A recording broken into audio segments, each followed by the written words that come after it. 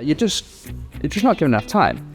No, I think that's one of the biggest challenges. You have so many people involved, client side, that they hire that almost manage us setting the deadlines and keeping the client at arm's length from us. And it's the biggest challenge because we can dive into the branding as much as we possibly can from the material that they portray, whether they use social media, their websites, and just anything we can get our hands on, or knowing typically how that sort of industry works. But the most valuable thing is speaking to the client and developing it with them and asking really key fundamental questions, because it's like if I was to look at your Instagram and then someone says you need to design your house based off of your Instagram, but I've never spoken to you. I can travel through years and years and think I understand you based off of your Instagram, but then I can speak to you, but your lifestyle's changed. Some of the stuff I've seen or the styles that you've worn, and do you know what I mean? It's a bit like that. And as well, branding that companies put out is for a client. I don't get a huge insight to how they actually work day to day, and that's where the problem solving is. And if I'm not made aware of what those problems are and working off of assumptions, I miss it completely because I'm not aware of their problems. Welcome to Space by Stansons. Today I'm chatting to Abby Reynolds, project designer at Modus. Recently-ish, isn't it? Yeah, quite recently. I'm about 4 months in. Okay. Yeah. But you was at 2 before anyway, so it's kind of... Yeah, so I was part of the group before, came out for a little bit, still stuck in D&B. Yeah. Yeah, so it was nice and familiar to go back in. Yeah. When I first started, I was like, I might have like a week or two of, finding my feet and things like that. And it was the opposite. It was like, okay, you've got this induction, but actually you can't go. You're coming straight into this project meeting, that project meeting. So yeah, my ease into it. Oh. But they were like, the business, let's just get going. So that suit you though? Yeah, I had no time to get bored or twiddle my thumbs and things like that. Yeah, stuff. And the inductions I've all done before anyway. Yeah, pretty much the same. This is the far exactly. exit. Yeah. Congratulations. This is how you turn your laptop on. Oh, wicked. Cool. I'm going to ask you some random questions. Okay. Just to get to know you. What's Quick your favourite fire. colour? Yeah. Favourite colour, green. Oh, well done. Favourite coffee? Flat white. Where do you get breakfast? In the office. And what's your favourite pet? Cat. Have you got one? I have 2. What colour? My older one is ginger. Yeah. And then I've got a little one that's a Bengal. But she's a different, usually the colouring is quite dark. She's like a white Bengal. Yeah. And are you a Steve holiday or a beach holiday? Depends on the time of year. If I can mix the both, perfect. If not, beach. Favourite emoji? Probably just a laughing one. And who's the last person you rang? My mum, yesterday. Wicked. Yeah. Cool. Yeah. Oh, that's fun. We just started doing it in the office, like these quick fire questions. I thought I'm going to just start asking people on the podcast. I like that. Yeah, it's fun. So rolling straight in, I'm going to ask you about 3 projects. Okay. First one being an early memory, like something that you did. What is something that you did early days that like kind of changed your career or changed how you thought? Oh, I think made you realise you want to do this? So it was just as I was coming out of uni. Mm-hmm. I'd been working in architecture practice throughout university, just like an internship 1 day a week. Yeah. In the last year of that, I'd done their office refit for them. Okay. And then off the back of that, at uni, we would do our crits and they would bring external people in. And one of the people that came in, we got along well. He liked my work. And then come at end of graduating, he just sent a message saying, I've got some work. Do you want to freelance with me? So I was like, yes, definitely. Very reputable architect, worked at great practices. And then we done some workplace design strategies together. Mm-hmm. And I learned so much from him. Off of his background, albeit he'd only done one workplace project, it was a 4-year-long one, huge client. Oh, wow. And they'd really gone into the intricacies of materiality, collaboration, effective spaces, and like a whole new working concept. Can you say the client? It was for Google. Wow. Yeah. Very cool. Yeah, well, his was for Google, and then we done small workplace strategies for other ones. Yeah, take it to stage 2, stage 3. And it was up to them if they wanted to do anything with it. Yeah. Wow. So is that a bit scary when that person comes in? Awful. What? They could absolutely awful, but I think it does well for your career. Because it starts from first year and you pin up all your work onto a board. You do them every 2 weeks. And they're called critiques. We would always rename them as criticism. And you go up and you present it and they absolutely rip it apart and you keep composure. You go home, you need to redo the last 2 weeks of work, plus progress it. I don't think I did, but I probably really wanted to. Yeah, so you look up. Eyes dry out. But then as it goes on, you get used to it. And I think the biggest skill is you learn not to take it personally because it isn't personal. And I think that helps in your career because you're constantly getting feedback from peers or people you work with, clients, and you all have the same goal. So you just work together and it's not personal. That's a really good lesson, actually, Abby. Yeah. I think I've never experienced that, but I think I've benefited from experiencing that. Like just having someone like critiquing your work, it's not personal, like just get over it. Yeah. I think as well, it teaches you to start to think critically about yourself. I think a lot of people, especially in a creative industry, are probably perfectionists, but you can so quickly become so like fixated that you're going for one thing, that if you don't just step back, look at it holistically and other aspects, that's when your design can really develop. But when you have all of those voices in your head, it forces you to step back and think, right, why are we doing this? Does it make sense? How can we develop from this? Why haven't you thought about that? It's all part of the creative process. But I think it helps when I've got so many different influences in my head as well. I do think that's really mature, though. Like, I think that's something that some people never learn or take a long time to learn. Yeah. Like, to be able to accept criticism. Like, yeah, I'm just quite a big believer in it. So I like that you picked that up. What did you learn from him? What did I... so many things. One thing I have always struggled with is how to present things on a page. I know the process. I can speak through the process very clearly, but it's what to have on the screen behind me. And then more importantly, how to lay it out. His layouts and how we developed everything there. I learned a lot through that, just appreciating white space, all those simple things. But that's something that doesn't come naturally to me. I mean, also graphic design, like presentation design. Yeah, but we have graphic designers, so I don't have to worry too much about that now. But I still think about it a lot. Yeah, I know that's an area that I've struggled with. Yeah, that was one really big thing. Just telling the story, leading the client through the story, and knowing that although we do it day in and day out, you're often presenting to people that don't.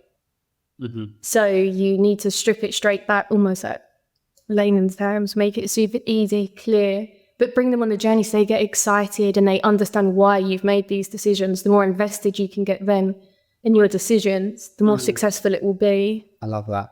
How do you get people excited about your decisions though? Like, what do you do like actually? I think the biggest thing is telling them the challenges and what's been hard and what you try to do to solve that challenge, and then how you've created how you solve the problem.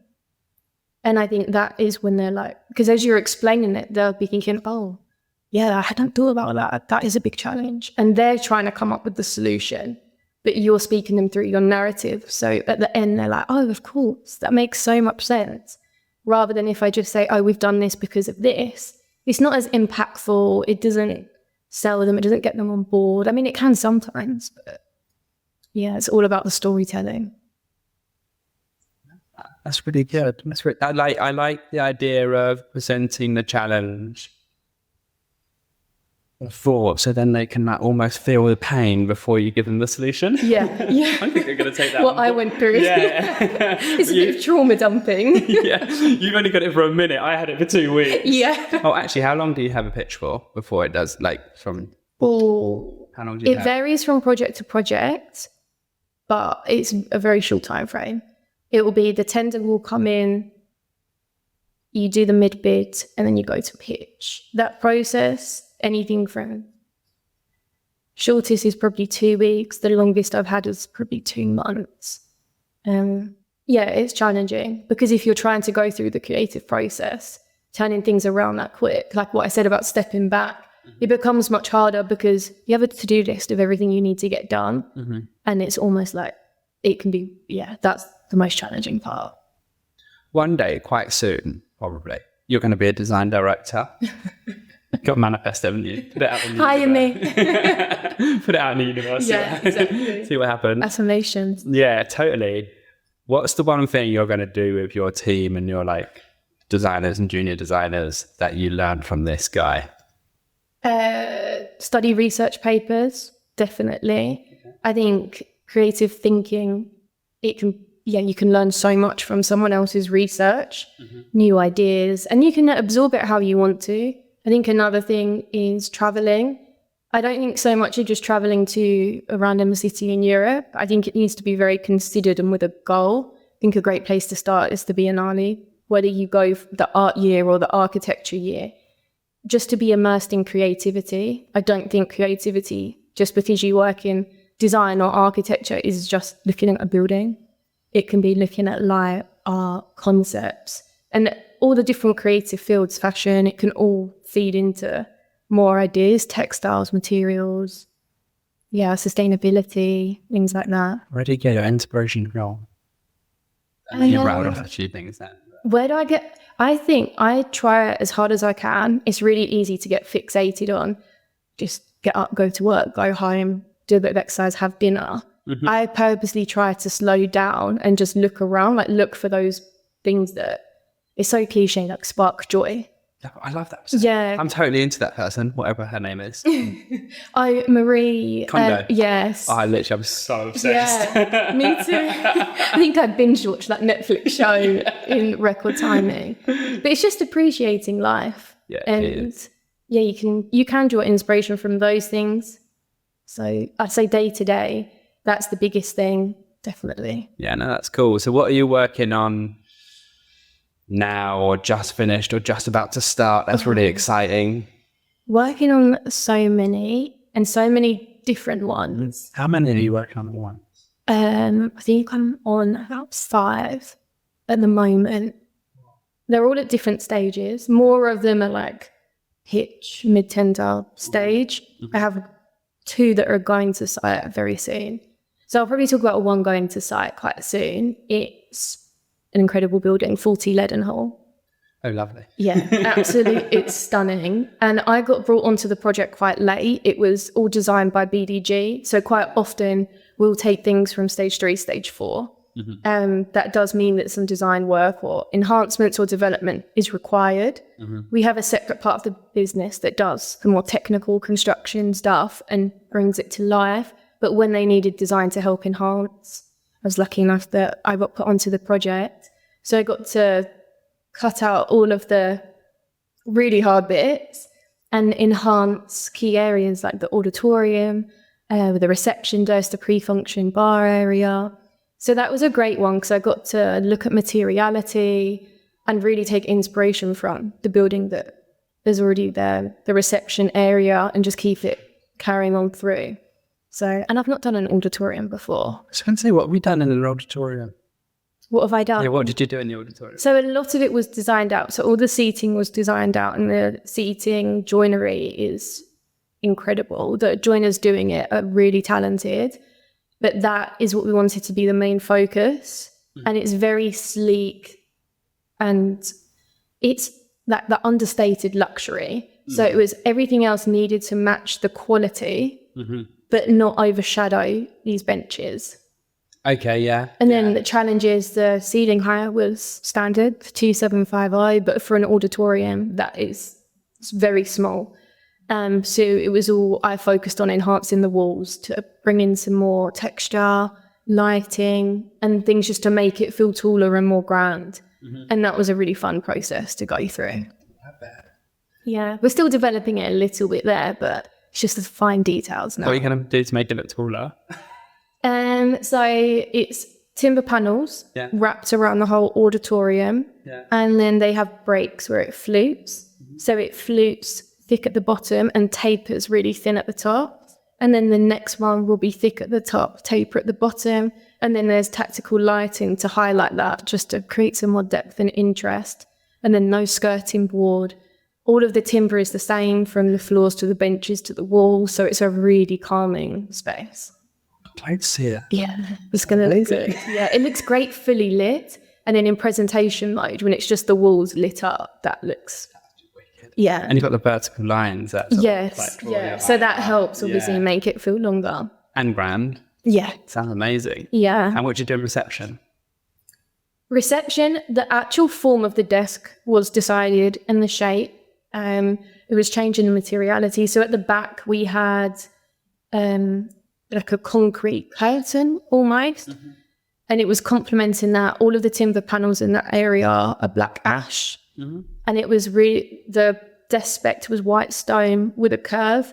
White stone with a curve is an incredible amount of waste, hard to manufacture, and environmentally probably doesn't sit right with a lot of people and even the client as well. Mm-hmm. So we just changed out the materiality. We've brought through the black timber, done just a black stone top, but it's very sleek. They're going to just work off iPads. So in terms of all the bits that people don't love, like power, it's got minimal, well, it's actually got no power to the reception desk. There's just a credenza behind. It's all hidden power.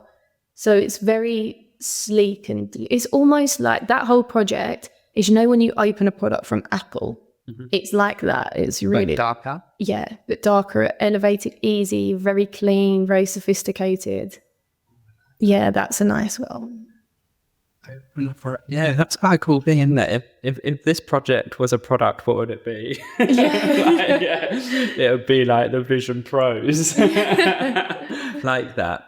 And so what's the weirdest material you work with? Weirdest material I've worked with? Oh, that's a great question. Maybe something when I was back in architecture, when I was working in a development consultancy, and we were doing the remediation, well, anything from water ingress and things like that. But the main one was remediation of flammable facades. So it was post-Grenfell. And initially it was like the very investigative work of finding solutions. Mm-hmm. And that took a lot of research. Now there's a lot of products for it because of the need. But at the start, that was, so many data sheets and things like that, and speaking to people, and we'd get fire tests done on the materials to see how long they would take to burn. You've seen it glazing over, haven't you? Sorry. No, but it was a really technical role. Like, wow, that is so, like head hurting stuff. Yeah. But then after you've done a few of them, it's probably got the same cladding, the same other problems. So then you got the same solutions. In terms of the creativity there, that was challenging, but I think what I took the most was making sure people would go to sleep safe. And that was the thing I probably took the most. Yeah. That is true, especially after Grenfell. Yeah. Yeah. But that impacted like stuff still like today? It's just the legislation and everything. It's much easier now so products will suit it. Oh, this is so how it actually happened is way back, architects had full control of the design, the build, the materials, everything. And then slowly it's become, I don't think watered down is the right word. Architects are hugely talented, but it has become that for different parts of their role, other people now do. And then come stage 3, someone else builds it. And it's that part where they finish their design. They've specified everything that works. They've done the research. When it goes to the next people that are then still working with the client's best interest, but potentially lost this middleman. Yes, they'll be design guardians, but if they're consulted as much as they need to, they're probably not. 10 years later, are they consulted? Definitely not. Mm-hmm. And it just meant with value engineering and costs that contractors were putting in cheaper materials that are the same, but they're actually not the same. Mm-hmm. And over time that happens. And I think that's the perk of design and build actually, is that it's almost like how architecture used to be. We have full control over what we design and what we build and the material spec. Mm. Yeah. And responsibilities, I think. Exactly. So when anything happens, it is that company, even if it's not one person, it's still that company. Yeah. So it's quite, I get that. Yeah, that's quite valid. Valid for a client looking at a space for one point of contact to go back to. Yeah, definitely. No, that's cool. Anything else about that project that we need to keep an eye out for you, Leadenhall? No. No. Exceptional nature and just keep our eyes peeled. Yeah. Yeah. Okay, wicked. And the bar area. Oh, but But it's a mirror of the reception. So it's something like design continuity. yeah, same sort of language going. Yeah. Yeah, nice. Right, so what's your wildest dream? Wildest dream. Yeah, what's a project like your wildest dream? Okay. I actually think about this all the time. Oh, really? Yeah. Oh, this is going to be fun. So I always love a project that's got a strong brand or a strong concept. So if you're designing an office, it's got a strong brand and concept. Yeah. Yeah. So I think for me, like Barbie Dream House is definitely the one. That one would excite me a lot. Because of the brand. Because of the brand and the concept and how what does Barbie look like today? Or what does her house look like? How does she live? And things like that. So would you go rogue with Barbie or go OG? I don't think I would go too rogue, but I would develop her for this year and make her current. You develop Yeah. her, she. Yeah. Yeah. No, her, she, definitely. Yeah. And then I think I would do like that soft living girl era, like subtle luxuries, but in the Cotswolds, something like that. Would she work? Yeah, she would work. Because she's modern. Yeah, she'd have a great work-life balance. She doesn't need to be like crazy successful or anything like that. It's just she's fulfilled in her role and she enjoys it, and yeah, always has a bit of time. Would you have 10 featured at all? I actually hadn't considered Ken at all. I wish she hadn't. I mean, in the Cotswolds, she can have her beautiful house, her greenhouse, all of those things. And I don't know, men love like a man cave, don't they? Yeah. So if we keep it current, he can have a shed in the garden. Well, she's got a mansion. Yeah. Or maybe he can be a farmer next door. Yeah. It's Yeah. fairly insignificant either way. Yeah. I wasn't going to focus on that part. And still pink? Are you going to change it up? I think it would be a more muted colour palette. Oh, cool. But there would be cues of pink. Maybe pink, not in the build, but in the accessories. Yeah. So like peonies everywhere, pink, like flowers, pink flowers. I thought you said ponies, but you said, Oh, no. you said peonies. Pink pony, yes. Yeah, pink flowers. And or like maybe like a very muted, like in the cushions, anything that could be swapped out. Yeah. If you wanted it to be. But the base would be neutrals. Yeah, really neutral. That's cool. Yeah, focus on the view. And then you've got more pink flowers outside. So, yeah. So not glam. Not glam, but all of the subtle, elevated, glamorous bits. Yeah. That's cool. Does she cook? Definitely. Your Barbie cooks? Yeah, she cooks. Yeah, she'll go to the farmer's market at the weekends. Oh, I see. So that's quite she cool. lives the Cotswolds She's lifestyle. a little bit country, yeah. Yeah, a little bit country, yeah. And she rollerblade? Oh, can she rollerblade? Yeah. She can ice skate, she can horse ride. She based it on anything. Yeah, I feel like horse riding is probably more appropriate for the area. But yeah, she can do everything. She's sporty. So it's her Pilates in the morning. What's her Pilates studio look like? I don't know, maybe in the greenhouse or on like a terrace outside. Or she can have an indoor Pilates studio. It's probably a both. Yeah, or three. Yeah. Yeah. It will be at home though. Yeah, Hobbs. Yeah. She wouldn't go anywhere. No. I wish you actually. All the home comforts. Yeah. I think I'm just designing my dream home. Yeah. I think that's what it is. Yeah, would you be a Cotswold or would you miss a city? I don't think I'd miss this. I would miss it right now, but give it like 5 years, I'd probably miss it. You'd be fine. Yeah, I'd be absolutely fine. So you'll get to Cotswold? Yeah, or somewhere like countryside or by the water, connect with nature, long walks. You like that sort of thing? I love it. Yeah. So would you have a home gym or go to a gym? Home gym. I have a phobia of the gym. Do you go to a gym? I do. So there's one in my building, but it's very small. Yeah. But if there's more than 2-3 people in there, I'm like, no, I'm going out. But it's not the people that intimidate me. It's the machines. Okay. So what machines do you... Dumbbells, exclusively. Well, it's fun. Why I'm asking these questions is actually because I can't go to a gym. Yeah. I just have this, I can like smell ego and I can like feel ego, and it makes me very uncomfortable. Yeah. So I have it all at home. I like that. And I'm actually just getting boxing training at the moment. And so I have to go to a gym to get boxing training. And I just feel so like a fish out of water. Yeah. Something about a gym. I think you're meant, like people tell me, you're just meant to just walk in there, knock it, do your thing, get in, get out. But I don't feel that. I feel like I worry about like what I'm wearing or how I look when I'm doing the exercises, if I'm doing it wrong, if people more experienced are looking at me. I just can't lose that feeling. So no, when I do go, it's like big baggy hoodie, hat, headphones, like I'm unrecognizable. That's an idea. Yeah. Just really like wear like a duvet. I was like, yeah. yeah, fair enough. So you mostly would gym at home? Yeah, but I would run just so I'm not at the gym and then finish up with like a quick 20-minute workout. Yeah. Fair enough. Oh, well, that's cool though. Yeah. It's funny. Have you been to Gym Box? No. It's like a really different. Is it scary?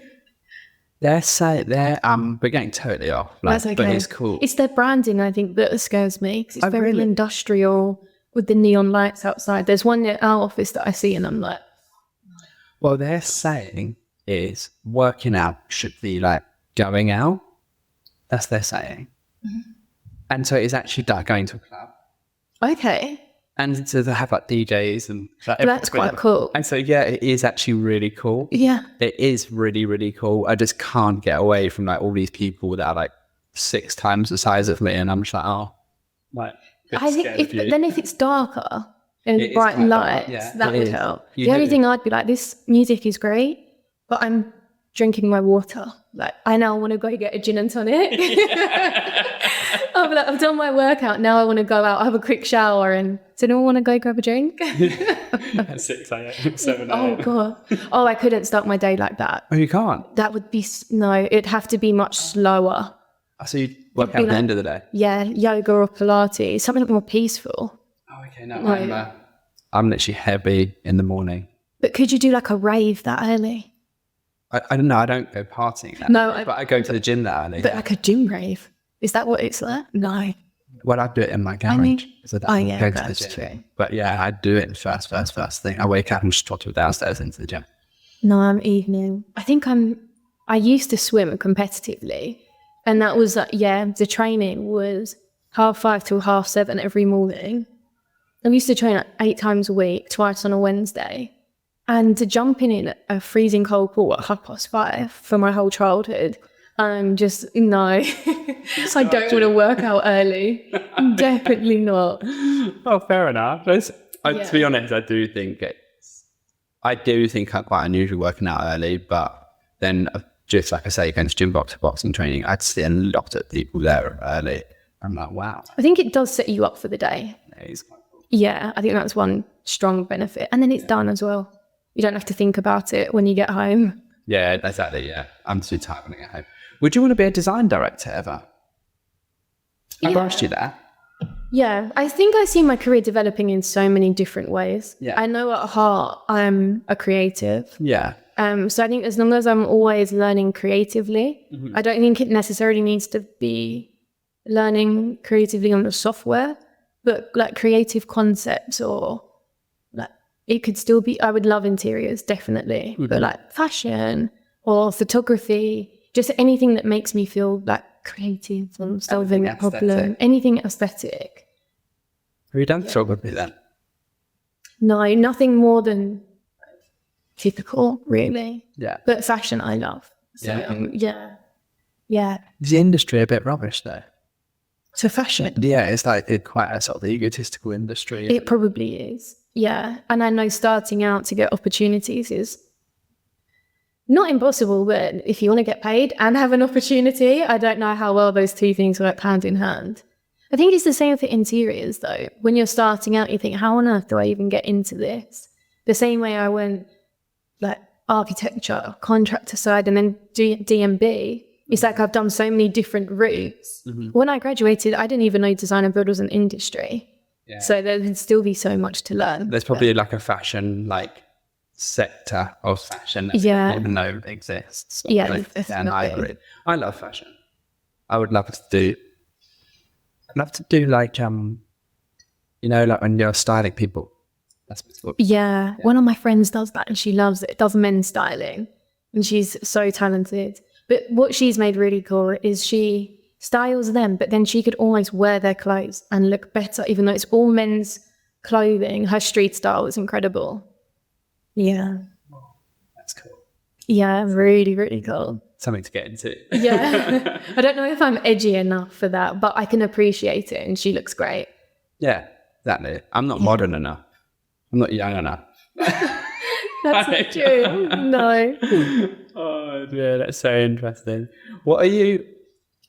How long have you been in D&B then? In D&B, just over 3 years. No. Time flies, isn't it? It does, but 3 years at the same time isn't a huge amount of time, really. It's all post-COVID though. All post-COVID, yes. But when I actually started out in Workplace, I had done it pre-COVID. Yeah. Where I feel like I learned the majority of what I still know today. Yeah. But I think what was most interesting is the things I learned then are accurate to today. So it was almost like I fast-track learned them or would taught them before the industry almost caught on. It's taken a delay to come from architects through to design and build slightly. I would say that D&B are experts in workplace design, but as I can see the concepts coming through, and then I'm like, guys, I've been telling you this for ages. Because you've been in D&B. Yeah. Yeah. But then as well, through D&B, I've gone to 3 different design and build practices. 2 are under the same umbrella. But I think I'm just always curious to learn.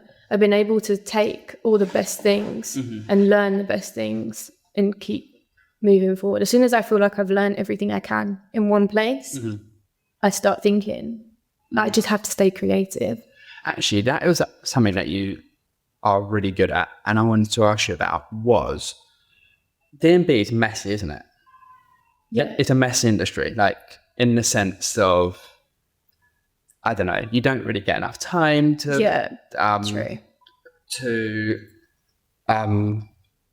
build your concepts out and to actually truly understand the brand, deeply understand the brand, then design for them and actually develop something like really meaningful and like really heartfelt. Like you're just not given enough time.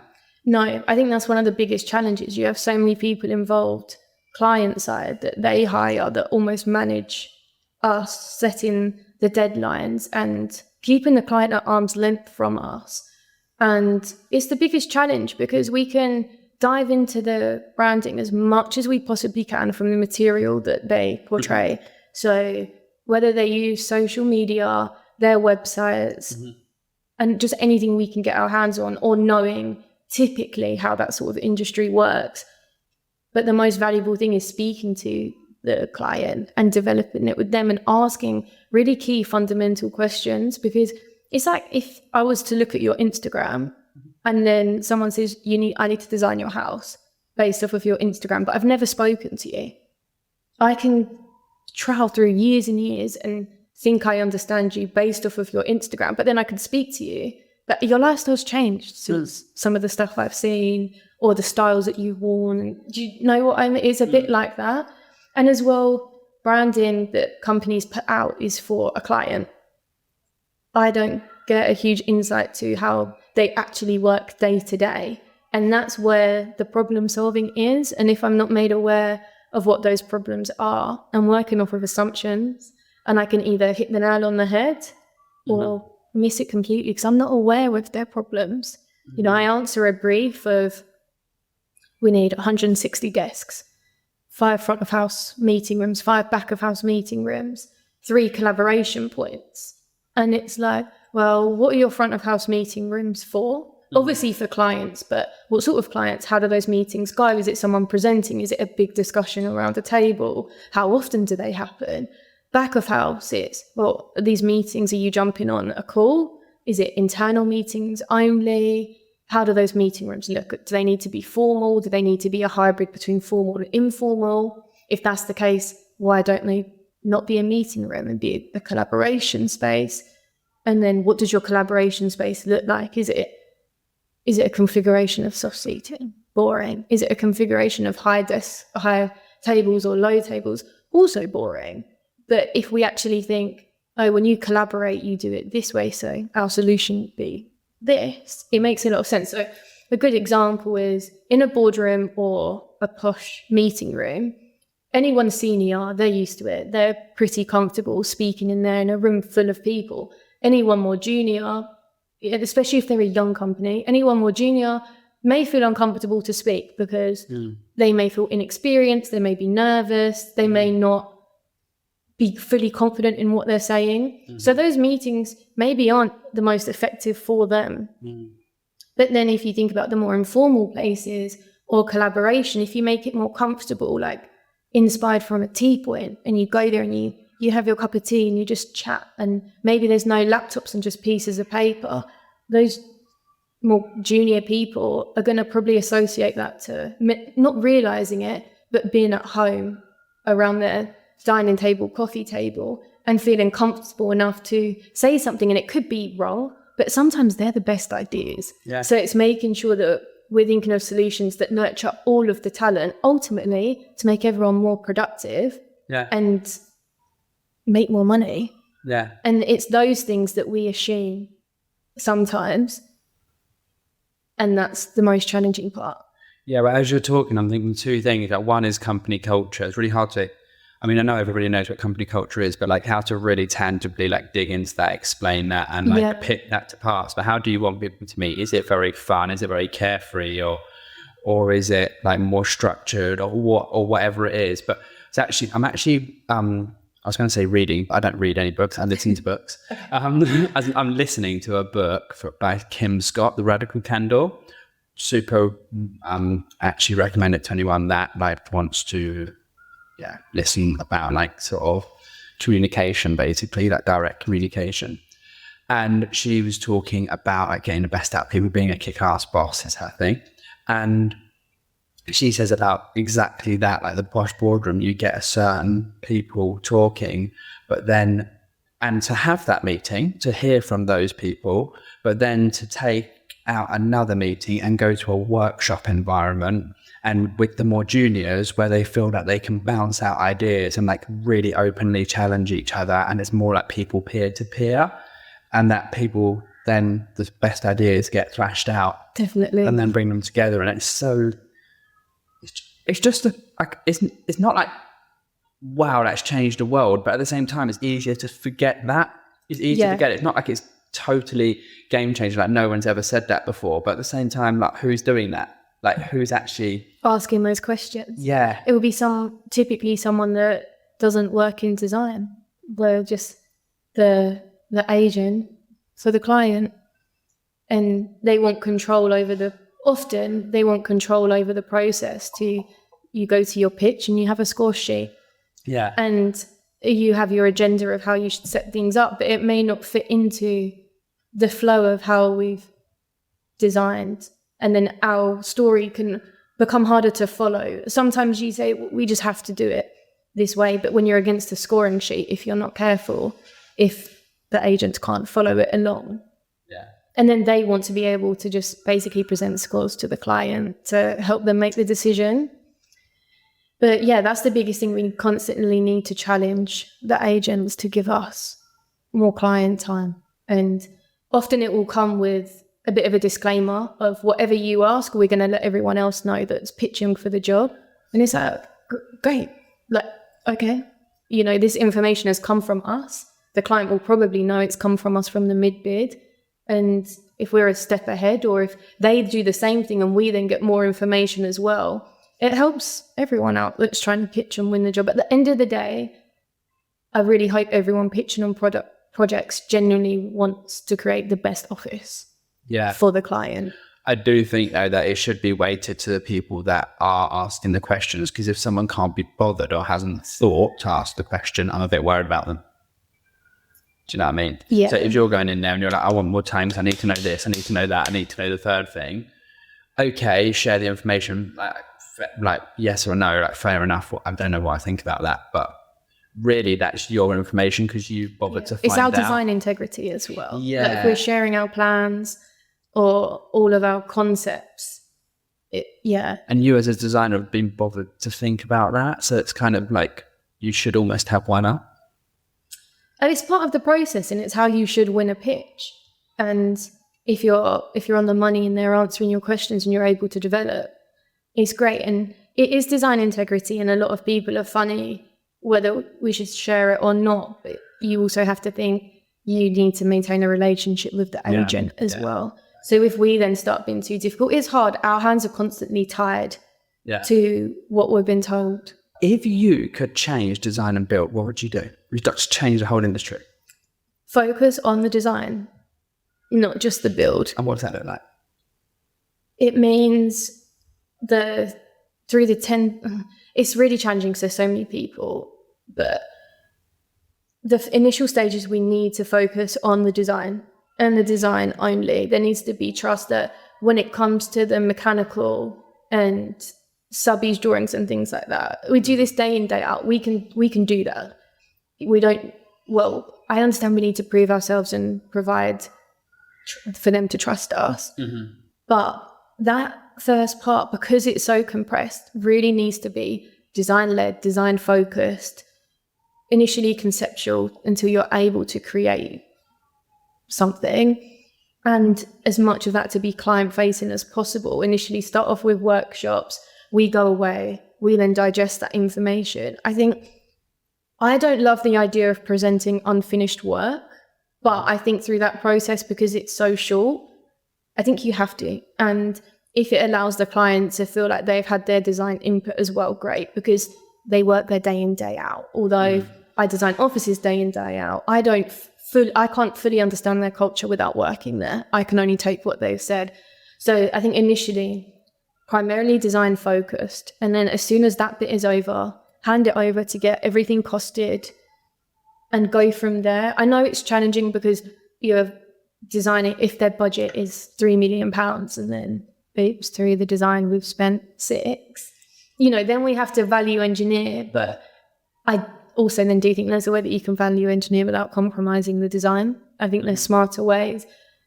But at the end of the day, if you are asking people to design you an office in 2 to 4 weeks, it's really hard without working crazy hours to make an office that's actually going to be functional and change. And these people are investing a lot of money. If it's a new office, if they're fitting out their existing space, we've got to pay for everything. They've got to think about the hassle if they need everyone to work from home for the build time.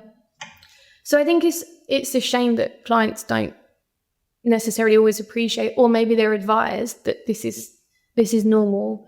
But I think the design stage, if it can't be made longer, it needs to be design focused, not have all the other parties involved in the mix. Key decision makers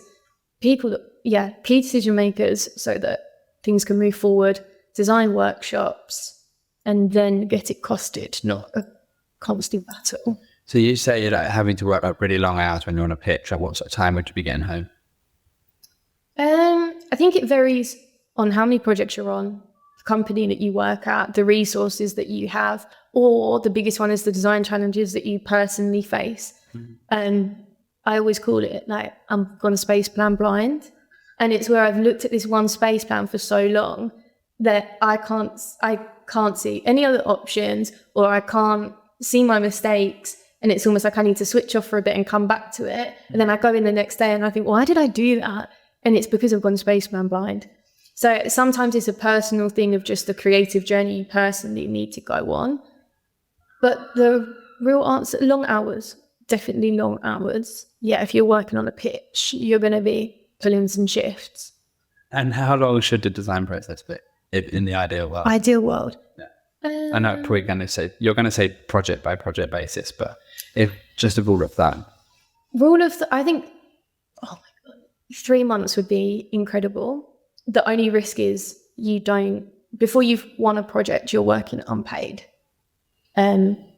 So in terms of companies in D&B, why would they want to do that? That's 3 months unpaid work. But if there could be more of that high, I don't know how it would work financially, because there's no way the client is going to be paying 3 different D&B companies to design it out for that long. But I think 3 months we could provide some really effective solutions and do some real research, not just on the brand, but other concepts and ideas of what a workspace should look like. And yeah, that would be great. So maybe like if the client chose the company they're going with based on case studies and brand. Or meeting us. It's all a people thing. Yeah, without you actually doing any design work. And then they paid you like for 3 months out to do the design work. So it's not free. It would because be a game then changer. they get a different, it's a little bit like trad. Yes. But then the build with you as well. But instead of just winning the design project like trad do, you're going to win the whole project. Yeah. That's what the world needs to do. That would be incredible. That's strange. But you know as well, architecture, some of the leading architecture practices are like 70% margins. And that's the same margin as like art. And that's because architecture is an art. Mm-hmm. Why in design and build should our art as a designer be different or feel cheap because it's not come at a cost? There's design fees once you win, but it's never going to cover the actual, design would be working at a loss. Do you think there needs to almost be like a brand in design and build like there is in architecture though? Because like Gensler, there is like Gensler or Zaha Hadid. Like, it's just like you want them regardless of what they cost. If that's what you want, that's where you go. It's kind of if you want an iPhone, I'm really sorry, but like Samsung don't sell iPhones. It just is what it is and you pay what you pay. Do D&B need that? I think that would be an absolute game changer. Although it's a big market, it's also a very small market. Most of the people that work at one have worked at others, and people tend to jump from one to the other. So I think in terms of ideas and experience, there's not that like what's next, and everyone almost feels too nervous to do something brand-wise of their own personal brand that is unique or out of water. I genuinely think once the first person creates that, all of the other D&B places will. It's just that first person to make the leap. And it's true, you can work with some huge clients, like real household names, and design and build will be screaming, we work with them. But then you think, wait, we've worked with them, but are they going to post or say, oh yeah, we worked with you? And that's the bit that needs to change, because the second they were working with like Zaha, Fawcett and Partners, they would be screaming as well. And I think if we really hone in on our art and our brand as a company, that would be incredible. Yeah, it would be challenging because no one has done it, or if they have, they've tried. But yeah, I think that would be. Yeah, I can see that almost. Like we value our employees so much. We hired X, Y, and Z design and build company to like manage our office. Yeah. Like we literally just think so much of our people, or our people do the best work so our clients get the best service. So we went with this brand. Like it's almost like we give people iPhones because we care about them, or we give people Macs because they're, it's like that same kind of mentality. Yeah. You're almost proud to do it, aren't you? You're not quiet about it. Yeah. And then from the get-go, you have the trust that, they're who they are, they're going to create a great product. It's not uncertainty. Yeah. Not a salesy. It's built of trust. That would be incredible. Yeah, no, that's wicked. But I'm going to wrap it up. I'm going to ask you a last question now. Okay, I'm excited. What is your... Sorry? I'm excited. Ready? What is a favourite book or podcast that you listen to that everyone should be listening to? Okay, I'm going to do podcast. Yeah. It's a new one, or new-ish. Yeah. Rochelle Humes just launched Ladies Who Launch. So it's women that have created, at the moment, incredible businesses. So Jo Malone's been on there, Connor Walker, House of CB.